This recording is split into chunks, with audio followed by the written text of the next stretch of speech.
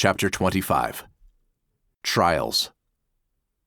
Based on false teachings circulating in churches in our days, believers live their Christian lives in condemnation and fear, thinking and understanding that God still puts them through trials so that they can prove themselves to Him that they are good Christians and that they are worthy of His love. When they get sick, many don't even ask God for healing because they don't want to upset God by asking for something that is not according to His will, thinking that the sickness came upon them because of trials or as punishment for their shortcomings.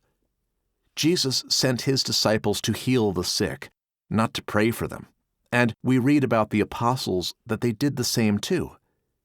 There is only one statement in the New Testament about praying for healing, and that one statement is also the only one about calling leaders to pray for the ill. I talked about the person writing these things already. There are people in churches who just practice bibliolatry instead of living in Christ. They don't like the fact that the idea of appointed people being the only ones allowed to pray for the sick is not of the gospel of Jesus. They don't like the fact that Jesus gave us authority and said to heal them, not to pray for them. And it is based on faith, not on church leaders and their prayers. Those rejecting faith claim monopoly on laying hands over the sick, hiding behind their diplomas and their church ordinations, but don't have the necessary faith to heal them. They say their prayers, but if no healing happens, they say that it is not God's will to heal because He is testing the sick one. God punished Jesus for all our iniquities, and as I also mentioned before, there is no statement in the New Testament referring punishment to someone who is in Christ. God knows us very well, and He doesn't need to test us so that He can learn how good or bad we are. As our bodies are temples of God and temples of the Holy Spirit, it is always God's will for someone to be healed. Would the Holy Spirit want to live in a sick body?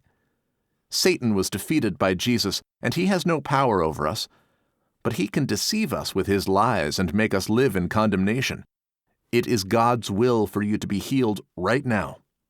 Jesus paid for it, but it needs to be applied at present by somebody's faith. The purpose of our trials is not for God to see what we are made of, but for us to learn to trust Him. And there is no statement in the New Testament suggesting that God doesn't want someone to get healed, but rather that Jesus paid for our healing the same way as He paid for our salvation. As we don't hold back the message of salvation, we should not hold back on healing either.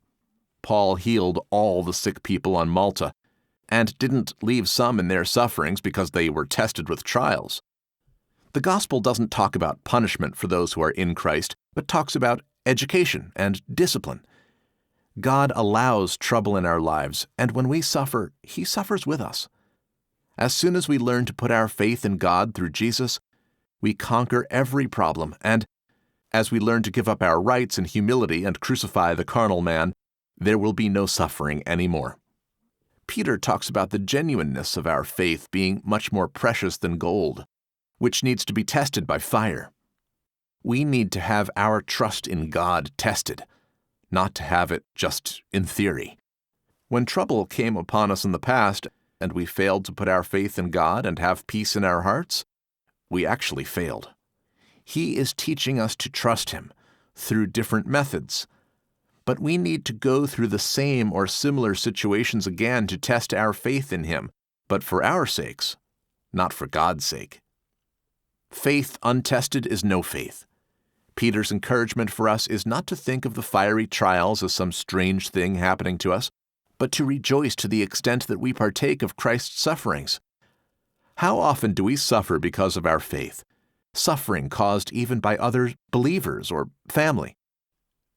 Peter said that in these cases we are blessed because we suffer for the reason that the Spirit of glory and of God rests upon us.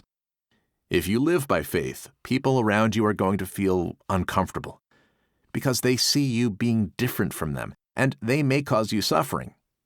Jesus Himself promised us tribulations, but He said to have peace and to be of good cheer because He overcame the world. Our trials have only one purpose: for us to learn to put our faith and our trust in Him.